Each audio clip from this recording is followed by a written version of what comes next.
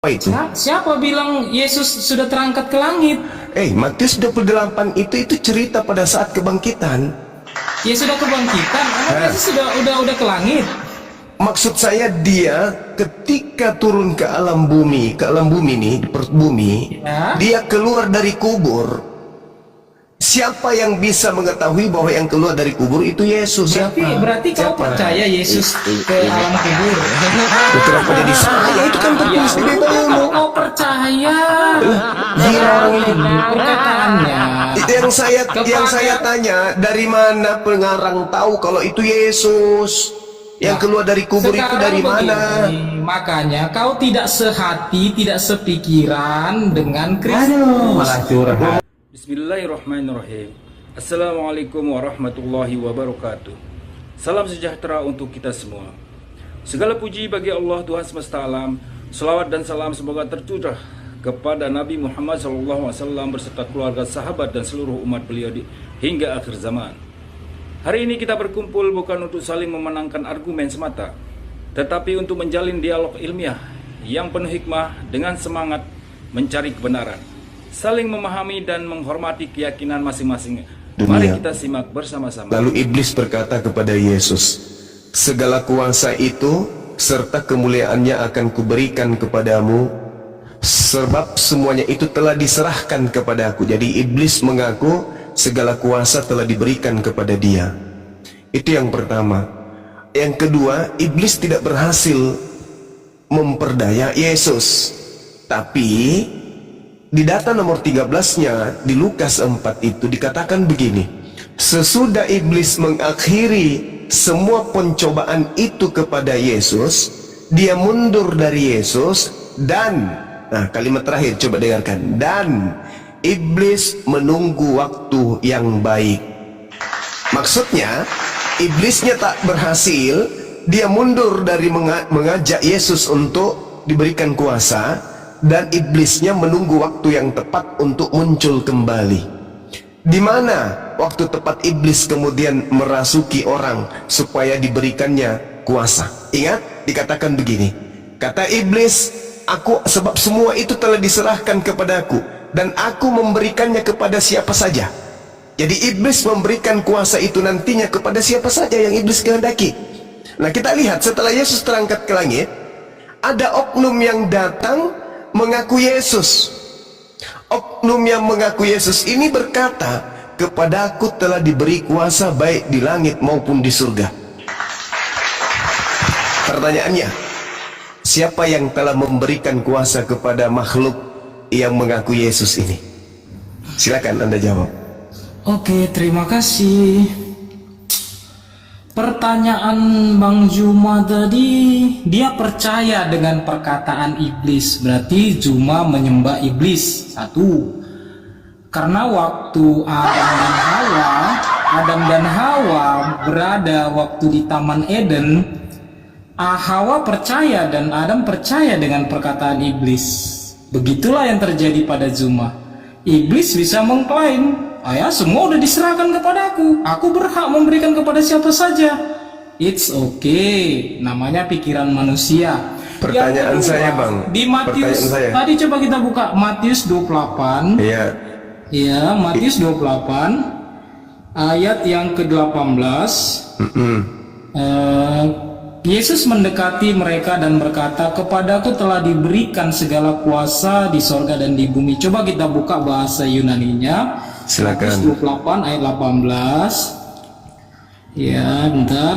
Matius 28 ayat 18. Dikatakan di sana, kai proselton ho Yesus elasen autos lego didomi edote, ya. Edote itu bukan diberikan tapi diletakkan. Karena didomi di situ, didomi yang ragu-ragu. Dengar dulu Bang Zuma. Karena ada murid-muridnya yang ragu-ragu waktu itu menyembahnya, makanya Yesus katakan, di dagingku ini telah diletakkan segala kuasa di sorga dan di bumi. Itulah makanya kadang-kadang kita karena terjemahan, pertanyaan saya apa ya? ribut. Harus Yang diluruskan. meletakkan- Pak Petrus. Bentar, Pak Saya nggak Petrus. bantah tadi dia berapa. Pertanyaan saya, siapa yang berkata kepada aku telah diberi kuasa? Kan situ katakan Yesus. Dari mana penulis tahu kalau itu Yesus? Itu kan terjadi setelah Yesus terangkat ke langit. Tiba-tiba saja ada makhluk mengaku kepada aku telah diberi Siapa kuasa. bilang Yesus sudah terangkat ke langit? Matius 28 itu cerita pada saat kebangkitan. Ya sudah kebangkitan. Emang Yesus udah ke langit? Maksud saya dia ketika turun ke alam bumi nih, di perut bumi, Ya. dia keluar dari kubur. Siapa yang bisa mengetahui bahwa yang keluar dari kubur itu Yesus? Berarti kau Siapa? percaya Yesus ke alam kubur? Loh, kenapa jadi saya? Itu kan Ya tertulis di udah, kalau Bible. kau percaya. Lah, gila Sekarang orang ini. begini, perkataannya. Yang saya tanya, dari mana pengarang tahu kalau itu Yesus? Yang Nah, keluar dari kubur itu sekarang dari mana? begini, makanya kau tidak Wah, sehati, tanggapi, tidak jawab, sepikiran ngomong apa dengan sampean? kenapa Ustadz melakukan pencabulan? Nah, ini ngomong parah nih. apa sih gila ini? Ya,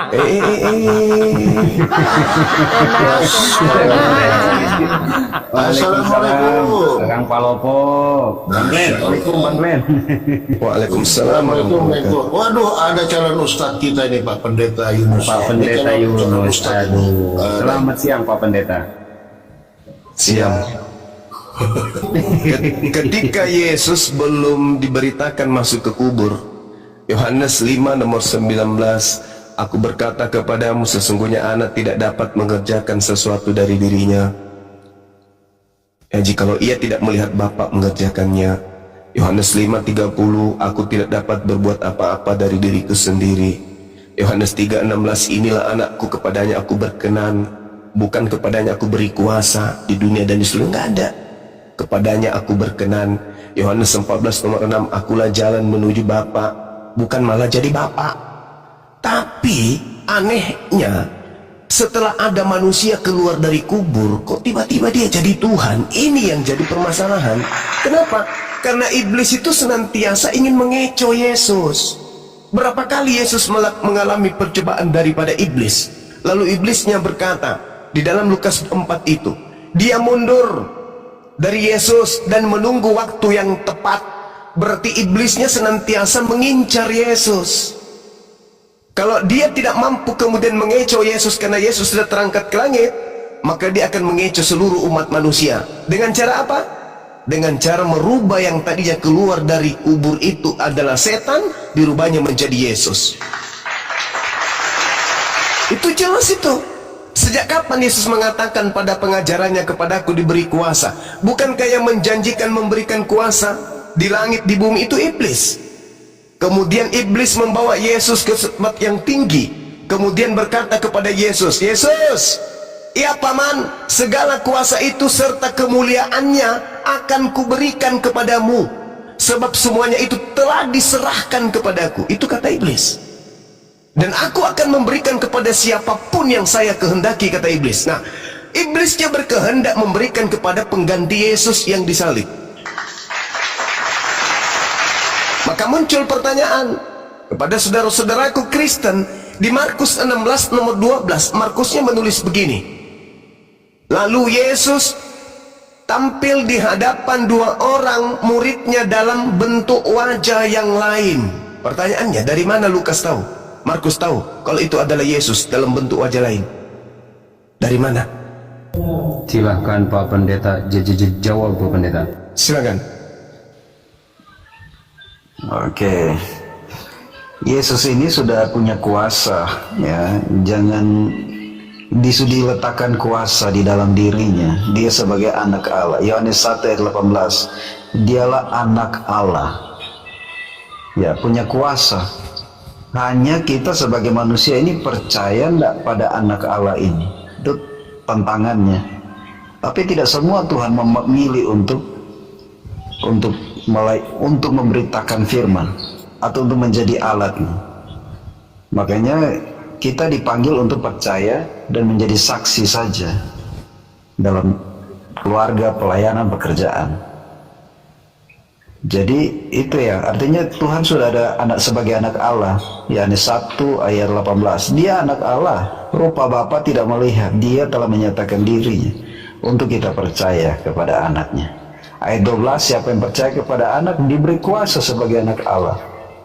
Makanya kami melayani bukan dengan hikmat manusia, hikmat Allah kami melayani.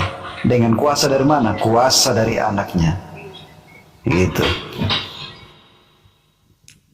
Oke, jadi ini jawaban apa ini? Kalau Anda melihat silsilah Yesus, Adam, Abraham, itu semua anak-anak Allah. Bahkan Yakub itu anak sulung. Bahkan kalau kita lihat di dalam pengajaran Paulus pun, orang-orang Kristen juga disebut sebagai anak-anak Allah. Jadi bukan itu jadi alasan. Nah, lalu kemudian Saudara Pendeta Yunus, coba Anda dalami Yohanes 1 nomor 18 yang Anda bawa itu. Apa pesan di sana? Tidak ada orang yang bisa menjelaskan, tidak ada orang yang bisa melihat Tuhan, tidak ada. Melainkan anaknya, anak di situ hamba. Amsal 3 nomor 11 nomor 12. Yang disebut anak Tuhan adalah hamba Tuhan. Bukan anak dalam perspektif seperti manusia melahirkan anaknya, anaknya juga manusia. Kambing melahirkan anaknya, anaknya juga kambing. Tuhan melahirkan anaknya, anaknya juga Tuhan. Bukan kayak gitu. Anak Tuhan artinya hamba Tuhan. Pahami itu. Kisah para Rasul 24, Kisah para Rasul 4 nomor 30. Yesus disebut sebagai hamba Allah yang suci. Nah, jadi Yesus disebut anak Allah itu hamba Allah. Dia adalah orang yang taat. Kembali kepada tema kita, Yesus ketika kemudian datang di tengah-tengah Bani Israel, dia mengatakan apa? Aku tidak dapat berbuat apa-apa dari diriku sendiri. Makananku adalah melakukan pekerjaan apa yang diperintahkan oleh Tuhanku untuk aku kerjakan. Aku berkata kepadamu, sesungguhnya aku tidak dapat mengerjakan sesuatu dari diriku sendiri. Bilang, saya ini sombong. Apa yang saya sombongkan? Jadi kapasitas yang paling tertinggi kepada Yesus dari Tuhannya adalah melakukan pekerjaan yang Tuhan perintahkan kepadanya. Tidak pernah Yesus mengajarkan, kepadaku telah diberi kuasa, baik di langit maupun di bumi. Itu iblis. Yang diberi kuasa itu iblis. Iblis yang diberi kuasa. Yesus pun mengatakan itu, tidak lama lagi engkau akan bersama-sama dengan aku, sebab penguasa dunia telah datang dan iblis tidak berkuasa sedikit pun terhadap diriku. Itu kata Yesus, penguasa dunia telah datang dan aku harus pergi, sebab kuasa dunia ini yang menguasai dunia tidak sedikit pun berkuasa atas diriku. Nah, ketika ada makhluk keluar dari kubur, bukankah Yesus sudah mengatakan di Matius 12, angkatan jahat ini minta satu tanda dan tidak akan diberikan satu tanda pun kecuali bangkit dari kubur. Matius 12 nomor 38 sampai nomor 40. Itu kata Yesus tuh. Nah, sehingga apa yang terjadi? Bangkit dari kubur itu adalah tanda angkatan jahat.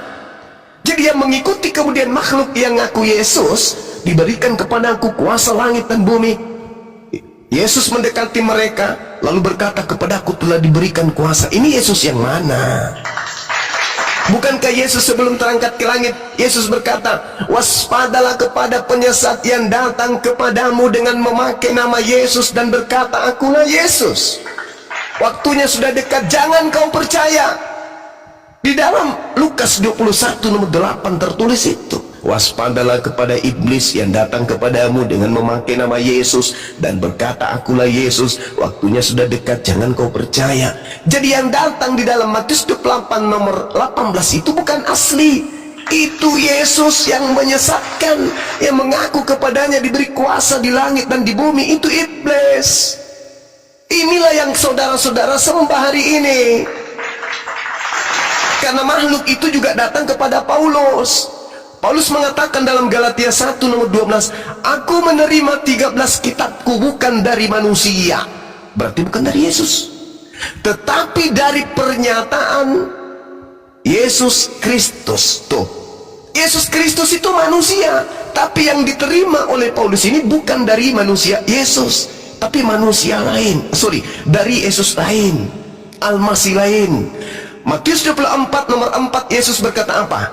Waspadalah kepada penyesat yang datang kepadamu, sebab banyak penyesat yang akan datang dengan memakai nama Yesus dan berkata, akulah Mesias. Adalah kepada penyesat Mesias.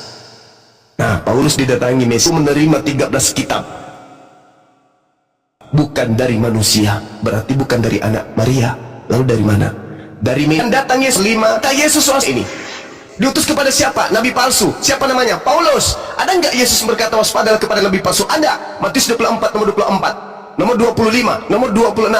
Jika ada orang berkata ada Mesias di sini, ada Mesias di sana, jangan kau percaya, sebab Mesias palsu, Yesus palsu, dan nabi palsu, rasul palsu akan datang dan melakukan mukjizat dan banyak menyesatkan orang, sekiranya mungkin menyesatkan orang-orang pilihan juga. Itu tergenapi enggak? Tergenapi. Apa nama pengikutnya? Kristen. Ada nggak bukti kalau mereka ini penyesat? Ada. Di mana tertulis? Matius 7 nomor 22 nomor 23. Banyak orang akan berseru kepadaku, Yesus, ya Paman, bukankah kami bernubuat mengusir setan bermujizat pakai namamu? Iya emang. Tapi kamu tidak melakukan kehendak Tuhanku. Enyahlah daripadaku. Kalian semua adalah pembuat kejahatan. Aku tidak mengenal kalian. Apa nggak malu digituin? Sudah capek-capek siang malam ngobatin orang, jemaatnya banyak, mengusir setan pakai nama Yesus, tapi diusir oleh Yesus. Apa nggak malu?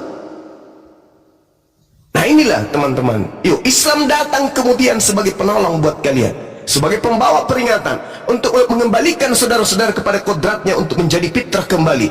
Tinggalkan penyembahan kepada makhluk halus, kepada roh jahat yang ngaku-ngaku Yesus. Tinggalkan.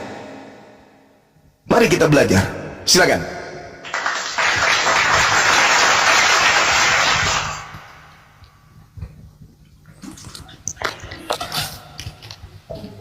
Nah, silakan. Tadi mungkin disapa dulu Bang host. Selamat pagi keluarga. Keluarga. Ya, selamat pagi ya Bang. Muslim Kristen Bang. Bang Cina. Kristen Bang, Kristen Protestan. Oh, Protestan. Oke Bang ya, selamat bergabung. Saya main dulu Bang ya. Iya siap. Oke, terima kasih. Angel, Muslim Kristen. Kristen. Oke, Kristen apa? Katolik? Atau Protes? Protes. Oke, standby dulu Bang ya. Silakan Pak Pendeta Yunus, tanggapi Pak. Oke, saya tanggapi bahwa Yesus itu adalah Tuhan, bukan Yesus itu datang dari iblis. Salah Bang Suma, untuk saya luruskan ini. Roma 10 ayat 9, sebab jika kamu mengaku dengan mulutmu bahwa Yesus adalah Tuhan dan percaya dalam hatimu bahwa Allah telah membangkitkan dia dari antara orang mati, maka kamu akan diselamatkan. Jadi banyak orang kupas-kupas firman tetapi tidak percaya. Nah, karena tidak percayalah maka akan menyesatkan. Saya bagi firman saya percaya. Jadi ini tantangannya. Kalau kupas firman harus percaya. Itu tantangannya. Kalau ini Yesus bilang mengaku dengan mulut bahwa Yesus adalah Tuhan, maka dia akan diselamatkan. Jangan sampai kita tidak percaya dia sebagai utusan, tetapi Tuhan sendiri menolak kita. Ya, karena apa? Yohanes 5 ayat 38 dikatakan begini, 37. Bapa yang mengutus aku, dialah yang bersaksi tentang aku. Kamu tidak pernah mendengar suaranya, rupanya kamu tidak pernah melihat. Ayat 38, dan firman itu tidak menetap dalam dirimu, sebab kamu tidak percaya kepada dia yang diutusnya. Ini artinya bahwa setiap firman sudah ada, sudah ditulis, namun tidak percaya. Kita di luar panggilan Tuhan. Tuhan tidak memilih kita untuk diselamatkan. Ada ayatnya, banyak yang dipanggil, sedikit yang terpilih. Artinya bahwa semua manusia dipanggil, tapi yang dipilih hanya sedikit. Wahyu 20 ayat 15, ketika namamu tidak tertulis dalam buku kehidupan, akan dilemparkan dalam lautan api. Jadi siapa yang percaya Yesus akan selamat, tidak percaya akan dibinasakan. Itu firman Tuhan. Terima kasih. Oke, baik. Siapa yang percaya Yesus Tuhan, itu akan diselamatkan. Yesus yang mana dulu? Anda membawa data Roma 10 nomor 9. Lanjutkan ke 10-nya, biar lengkap. Siapa yang berkata dengan mulutnya Yesus adalah Tuhan dan percaya dengan apa yang diucapkan itu, maka dia akan diselamatkan. Itu ucapan siapa? Kapan Yesus mengajarkan kaidah kayak begitu? Sejak kapan? Justru Paulus setelah kerasukan makhluk tersebut, Barulah dia mengucapkan kata-kata itu. Paulus tadinya adalah orang yang taat kepada hukum Taurat, tapi ketika kemudian makhluk itu datang kepadanya, dia berani mengatakan Taurat itu adalah tinja, skubalon. Filipi 3 nomor 8. Berani dia membantah Tuhan. Coba, berani. Kenapa? Karena yang ada dalam dirinya itu adalah makhluk yang berkuasa di atas dunia ini. Apa itu? Iblis. Iblis jangankan manusia dilumpuhkan, Tuhan aja ingin disemai, Tuhan aja dibantah, apalagi cuma seorang Paulus. Coba Anda lihat Yohanes 14 nomor 30. Apa kata Yesus? Ini kata Yesus nih. Jangan Anda mengatakan tidak mengerti firman. Untuk mengerti data-data di dalam Bible, kita tidak butuh kemudian apapun kecuali akal, nalar. Karena Yesus mengatakan, kasihilah Tuhanmu dengan nalar sehat, akal budi, bukan percaya saja, bukan meyakini saja, bukan membabi buta. Yohanes 14:30, tidak banyak lagi aku berkata-kata dengan kamu, sebab penguasa dunia ini datang. Siapa penguasa dunia itu? Ketika Yesus sejenak ingin terangkat ke langit, siapa penguasa dunia yang datang kemudian? Iblis. Apa kata Yesus? Dan iblis tidak berkuasa sedikit pun atas diriku. Berarti dengan kata lain, iblis tidak berhasil menangkap Yesus dan menyalibkan Yesus dan membunuh Yesus. Nggak berhasil. Karena iblis sedikit pun tidak kemudian berkuasa atas dirinya. Yudas gagal. Yudas berniat mencelakai Yesus, dia justru yang celaka. Orang Farisi, mahkamah agama, berkongkol-kongkol ingin mencelakai Yesus. Mereka yang terjerat dengan tipu muslihat mereka sendiri. Orang nggak berhasil kemudian mencelakai Nabi Yesus, nggak akan pernah bisa. Makanya Al-Quran mengatakan wa makaru wa makarallah. Mereka hendak membuat makar, mereka membuat makar, mereka membuat propaganda tentang nabiku, tetapi aku adalah sebaik-baiknya pembalas kejahatan. Tuh, itu kata Quran. Nah, ketika kemudian Anda mengatakan siapa yang percaya kepada Yesus adalah Tuhan yang mana, Yesus yang mana dulu? Karena iblis itu kan ingin disembah. Iblis itu ingin disembah. Melalui Yesus dia gagal. Melalui oknum yang mati menggantikan Yesus gagal enggak? Enggak gagal. Pengikutnya banyak. Anda mengatakan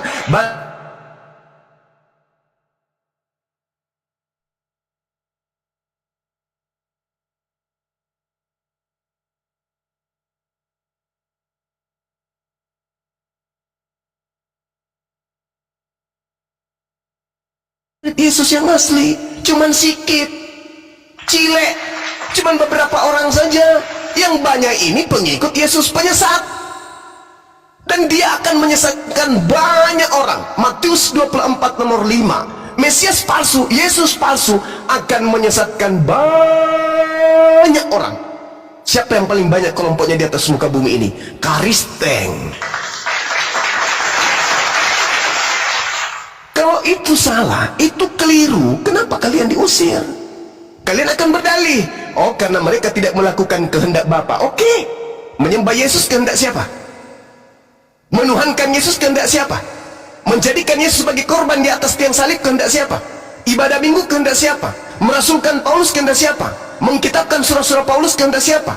Tidak bersunat kehendak siapa? Makan babi kehendak siapa? Emang itu kehendak Bapa? Bukan. Jadi wajar kemudian ketika saudara-saudara Kristen itu didatangkan kemudian para apologet Islam untuk mengajak saudara-saudara kembali kepada jalan yang betul, yang benar. Saya nggak pakai Quran, saya pakai kitab saudara. Iblis berkata, segala kuasa itu serta kemuliaannya akan kuberikan kepadamu, wahai Yesus, sebab semuanya itu telah diserahkan kepadaku. Yesus pun menyambut, sebab penguasa dunia itu telah datang. Yohanes 14:30. Berarti kata iblis, kuasa bumi telah diberikan kepadaku. Kata Yesus, penguasa bumi juga sudah datang. Klop. Berarti penguasa bumi itu adalah iblis. Nah, ketika Yesus terangkat ke langit, muncul orang yang keluar dari kubur. Siapa ini? Ini udah pasti bukan Yesus ini. Keluar dari kubur ini sudah pasti bukan Yesus. Karena iblis bersumpah dan berjanji di dalam Lukas 24 Lukas 4 nomor 13. Sesudah iblis mengakhiri percobaan itu, iblis kemudian mundur dari Yesus dan menunggu waktu yang baik. Iblis menunggu waktu yang mana kira-kira untuk menyesatkan manusia? Pada saat Yesus terangkat ke langit, itulah kemudian iblis bereaksi, berpura-pura. Yang datang setelah Yesus terangkat ke langit adalah Yesus itu sendiri. Disitulah kesempatannya kemudian iblis melakukan aksi menyesatkan anak keturunan Adam. Makanya Yesus mengatakan apa? Camkan baik-baik nih kawan-kawan.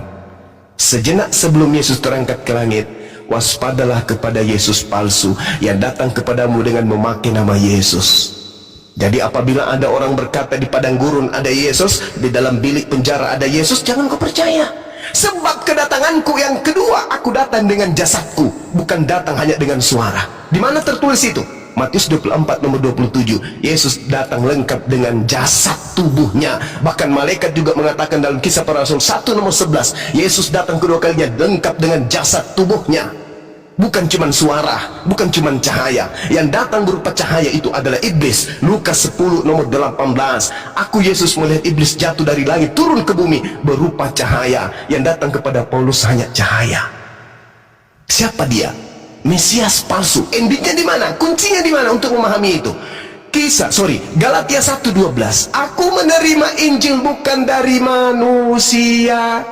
Dengan kata lain, aku menerima Injil bukan dari Yesus, tetapi aku menerima Injil itu dari Yesus palsu.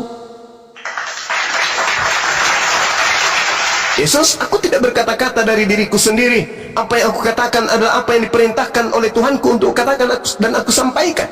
Paulus, 13 kitabnya itu berkata-kata dari mana? Dari mana Paulus menerima 13 buku ini? Dari mana? Dari mana? Dari mana? Silakan, saudara-saudara Kristen, mari kita menggunakan akal sehat. Silakan.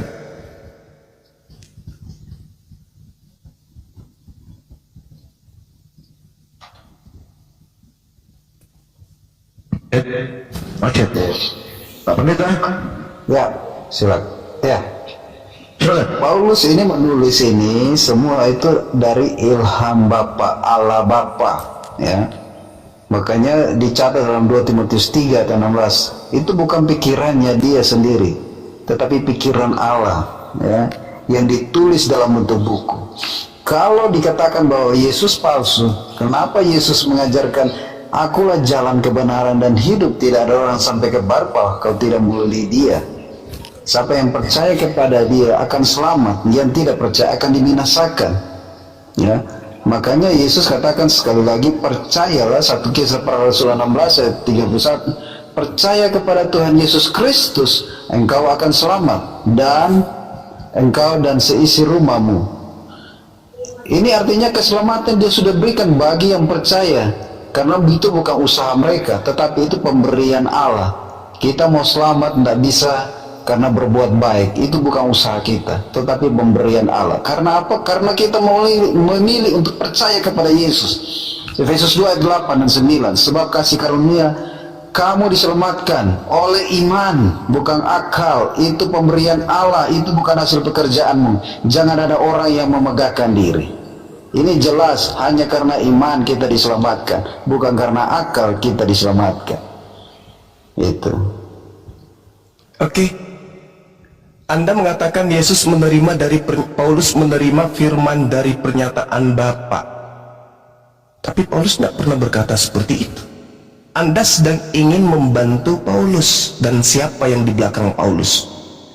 Paulusnya mengatakan, aku menerima bukan dari manusia tapi dari pernyataan Yesus Kristus. Dajjal itu juga, Dajjal iblis, gelarnya juga Kristus, Al-Masih. Yesus juga gelarnya Al-Masih, Mesias. Paulusnya mengatakan, aku menerima dari Al-Masih, menerima dari Mesias. Lalu kemudian di dalam 2 Korintus 11:17, apa yang aku katakan? Aku mengatakannya bukan sebagai seorang yang berkata menurut firman Tuhan, melainkan sebagai orang bodoh yang berkeyakinan dan yang ingin bermegah. Itu kata Paulus. Kemudian kalau Anda membawa kemudian data Yohanes 14 nomor 6, akulah jalan. Memang betul. Oleh karena Yesus itu jalan, jangan dituhankan. Jalan ke Monas itu bukan Monas. Jalan ke kantor itu bukan kantor. Saban hari Anda ke sekolah, jalan Anda anggap sekolah, Anda tidak akan lulus. Akulah jalan, akulah kebenaran, akulah hidup. Apa berhenti sampai situ? Enggak. Cakupannya adalah tidak ada yang sampai kepada Tuhan tanpa melalui aku. Berarti Yesus itu jalan menuju Tuhan. Maka karena dia jalan menuju Tuhan, coba rambu-rambu apa yang Yesus pasang untuk sampai kepada Bapa. Yesus loh yang memasang rambunya, karena dia adalah jalan. Jangan Paulus. Kalau Paulus ini menerima pemberitaan, pengajaran bukan dari Yesus. Yesus ketika berkata akulah jalan, akulah kebenaran, akulah hidup, Yesus sedang berbicara sebagai manusia. Dia mengajarkan itu karena dia adalah wakil Tuhan. Sedangkan yang berbicara kepada Paulus juga bernama Yesus, tapi bukan manusia. Dia adalah makhluk roh. Dia mengajar manusia, terangkat naik sebagai manusia, duduk di samping Bapa manusia, turun ke bumi sebagai manusia, menghakimi manusia sebagai manusia. Kapan dia berubah menjadi roh? Tidak pernah. Bahkan dia keluar dari kubu dalam perspektif agama Kristen. Makan ikan goreng juga bukan membuktikan dia roh, membuktikan dia manusia. Lalu yang menerima ajaran Kristen itu, yang dan menjadi sumber agama Kristen itu bukan manusia. Wakilnya ada. Siapa wakilnya? Paulus. Aku Paulus, wakil Yesus yang bukan manusia. Sesederhana itu, Bang. Aku Paulus adalah rasul dari Yesus yang bukan manusia. 12 muridnya dia pilih sebagai rasul manusia yang memilih muridnya. Yesus memilih sebagai manusia. Bukankah dia mengatakan seperti itu? Aku tidak dapat berkata-kata. Bahkan kedatangannya dia menyampaikan dengan sangat tegas. Yohanes 8 nomor 42. Aku datang di atas muka bumi ini sebagai manusia, bukan atas kehendakku sendiri. Sebagai manusia. Tapi kalau di Paulus beda lagi. Coba Anda sinkronkan.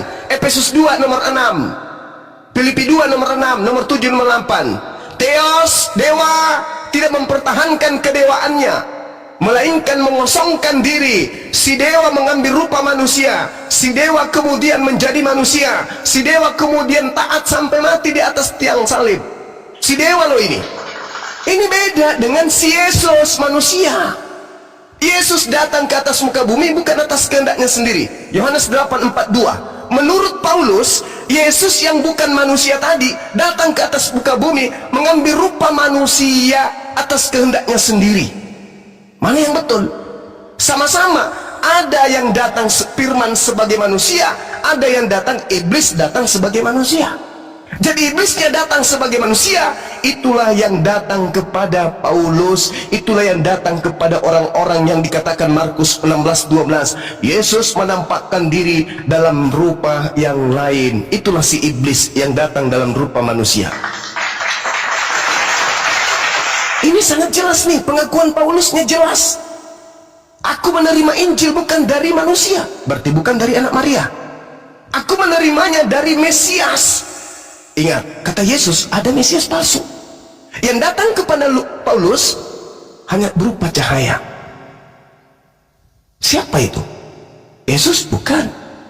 Yesus berapa kali datang ke bumi rupanya? Cuma 2 kali. Kedatanganku yang kedua, kata Yesus, nanti di akhir zaman sebagai anak manusia. Matius 24 nomor 27. Berarti yang datang kepada Ananias, yang datang kepada penulis Matius, yang datang kepada Paulus, yang datang kepada penulis Wahyu, itu bukan Yesus. Dia adalah Helal bin Zakar, Lucifer. Pengikutnya siapa? Kristen. Berhasil nggak? Berhasil. Banyak nggak? Banyak sekali. Miliaran pengikutnya. Itulah saudara. Demikian.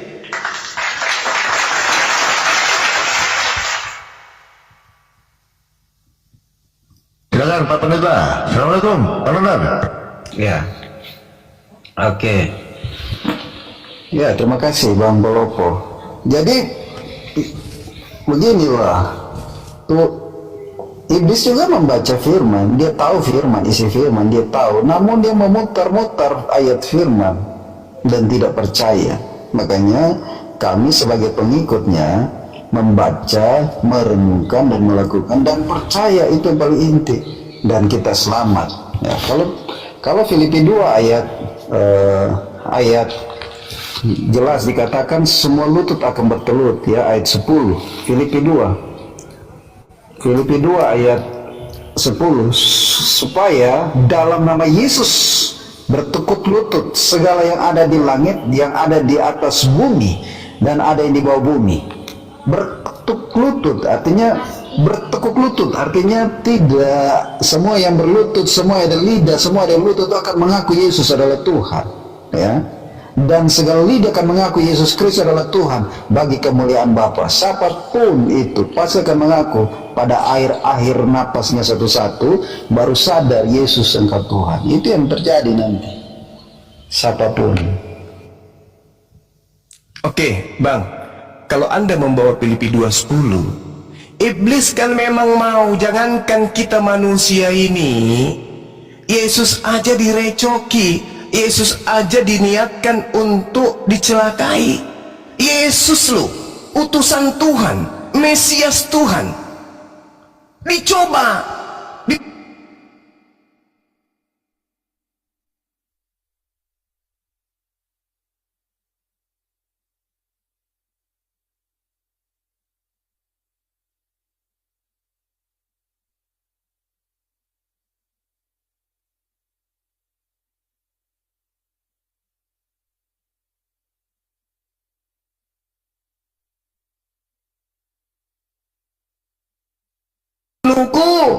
sebab tidak ada firmanku di dalam dirimu.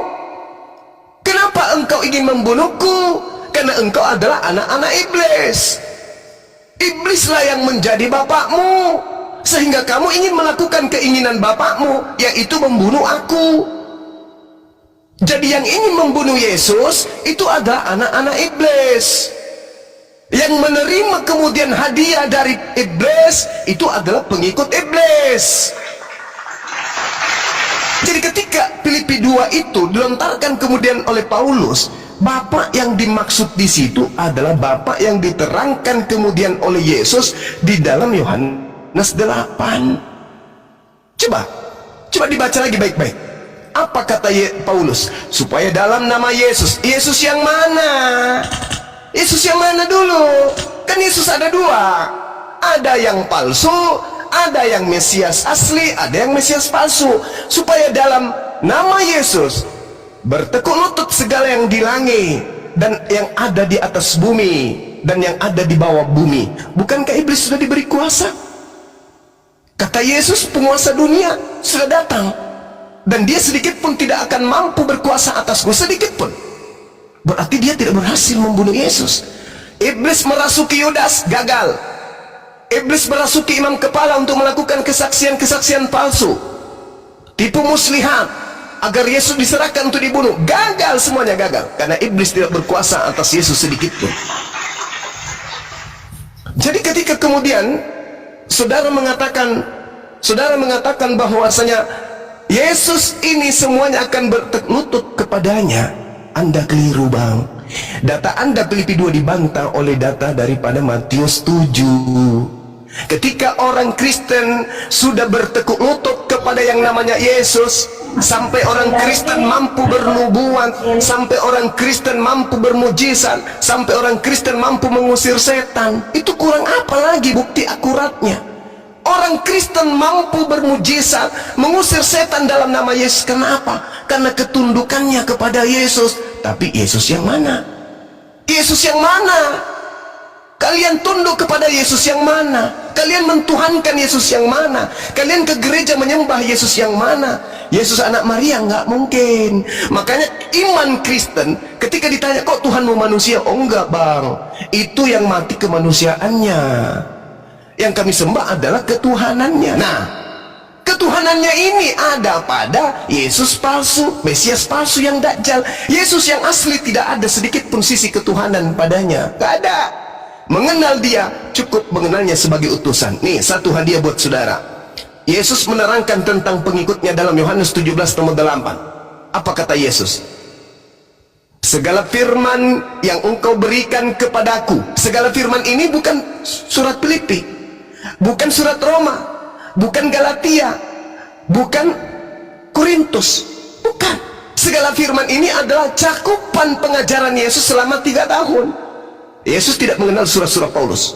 Segala firman yang engkau berikan kepadaku telah aku sampaikan kepada muridku. Muridku telah menerimanya, mereka telah mengetahui dengan pasti, dan mereka telah percaya bahwa engkaulah yang telah mengutus aku. Setelah Yesus menyampaikan segala firman itu kepada muridnya, muridnya telah menelan firman itu, dan mereka percaya dengan sungguh-sungguh bahwa Yesus sang penyampai firman adalah Rasul utusan Tuhan Elohim. Titik.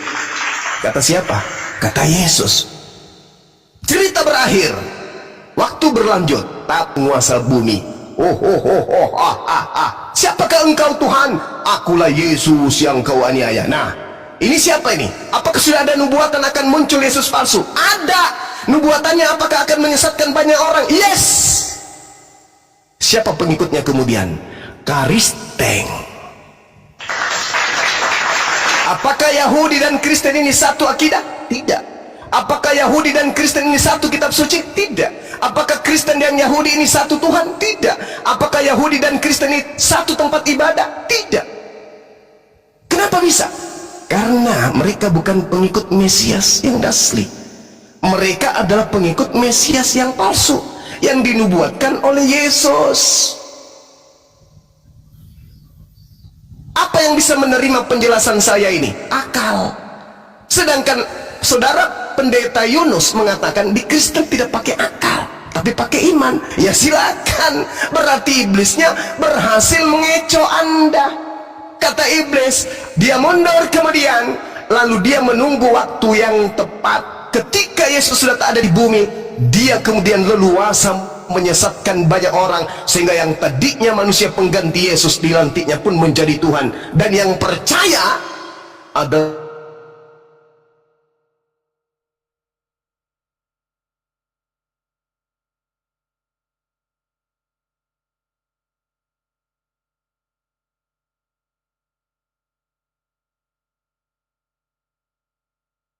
Yinati wasbur wa anzalna ilaika dzikr litubayyana linnasi ma nusila ilaihim wa la'allahum yatafakkarun. Nabi Muhammad diseru untuk menyampaikan seruan dari langit. Ya ayuhan nas, ya ayuhan nas, ya ayuhan nas, ya ayuhan nas. Apa artinya? Wahai saudara Kristen, wahai saudara Buddha, wahai saudara Yahudi, wahai saudara ateis, wahai saudara Hindu, semuanya telah datang sang penyelamat dari Tuhan bernama Nabi Muhammad untuk kalian semua. Tinggalkan, tanggalkan ajaran animisme, ajaran politeisme, ajaran ateisme dan seterusnya. Tanggalkan. Sudah datang penyelamat pembawa jalan kebenaran yang dinubuatkan oleh Nabi Musa, yang dinubuatkan oleh Yesus. Inilah orangnya. Makanya Nabi Musa hanya berseru, ya kaumku, ya kaumku, ya Bani Israel. Yesus pun datang, ya Bani Israel, wahai Israel, wahai Israel. Yesus tidak pernah menyeru wahai seluruh manusia, nggak ada. Satu-satunya nabi yang berseru kepada seluruh umat manusia hanya baginda Rasulullah Muhammad SAW. Inilah fungsinya dialog agama, supaya saudara mendapatkan jalan terang. Jangan tinggal di jalan yang buntu, yang tidak diajarkan Yesus. Nyembah Yesus tak ada ajarannya, ibadah minggu tak ada ajarannya, makan babi tak ada ajarannya, masuk ke gereja tak ada ajarannya. Buntu sebuntu-buntunya. Maka solusinya hanyalah Islam. Kembali kepada jalan yang benar, itu satu-satunya. Silakan. Oke, sebelum dilanjut Pak Pendeta, Bidan Wita, selamat pagi. Bidan, halo Bidan monitor. Bidan, oke dibawa dulu ya, Bidan ya. Oke Bang Nandan monitor. Waalaikumsalam. Oke, assalamualaikum warahmatullahi wabarakatuh. Soalnya sekarang ini banyak ya gitulah. Oke, silakan Bang Zul. Waalaikumsalam. Uniripa. Ya, lanjut Bang. Assalamualaikum warahmatullahi wabarakatuh. Ya, lanjut Pak Pendeta. Iya. Alkitab katakan bahwa kalau kita menerima Yesus sebagai Tuhan dan Juru Selamat, kita akan memiliki hidup itu, ya. Dikatakan di dalam Roma 8 ayat 9, jika orang tidak memiliki Roh Kristus, ia bukan milik Kristus. Roh Kristus adalah Injil kebenaran, firman Allah. Kalau kita mengimani firman, maka firman itu tinggal di dalam diri kita. Kalau kita menolak, itu bukan firman yang tinggal, itu roh setan yang tinggal dalam diri kita. Makanya jangan biarkan setan tinggal di dalam diri kita. Makanya Alkitab katakan, jika Roma 8 ayat 11, dan jika roh dia yang telah membangkitkan Yesus dari antara orang mati diam di dalam kamu, maka kamulah telah membangkitkan Kristus Yesus dari antara orang mati dan menghidupkan juga dalam tubuhmu yang fana itu oleh rohnya yang diam di dalam kamu. Artinya bahwa ketika kita menerima Tuhan sebagai Tuhan dan Juru Selamat, dia yang telah mati di kayu salib, dia yang telah mati di antara orang mati dan bangkit di antara orang mati, itulah Yesus Kristus yang akan menyelamatkan hidup kita. Siapa yang percaya akan selamat, yang tidak percaya akan dibinasakan. Inilah firman yang diam di antara kita. Nah, karena itu kita tahu bahwa Yesus sudah mati di antara bangkit di antara kita, dan maut tidak berkuasa atas dirinya. Makanya kami berbicara dengan roh yang ada dalam kita, roh yang lebih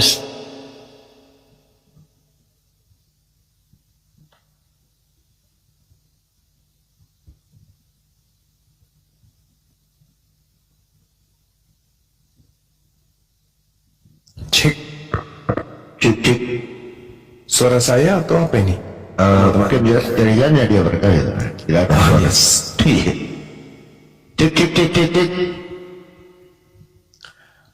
Masuk. Ya Ustaz, ini kita lihat ya teman-teman, Pak Pendetanya selalu mengajukan surah-surah Paulus kan ya.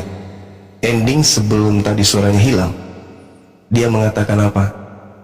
Tentang Yesus yang mati untuk dosa-dosa.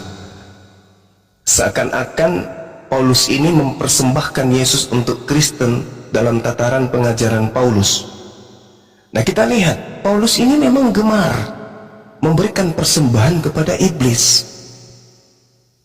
1 Timotius 1:20, di antaranya Hymenaeus dan Alexander yang telah kuserahkan kepada iblis, supaya jerah mereka menghujat.